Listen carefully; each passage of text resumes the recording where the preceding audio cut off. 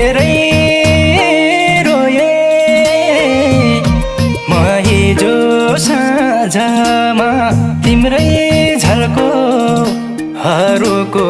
माझमा यस्तै यस्तै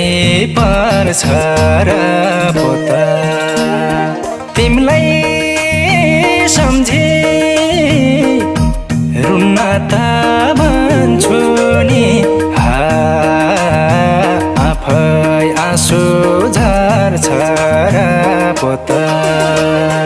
तिमीलाई सम्झे रुन्न त भन्छु नि आफै आँसु झर्छ र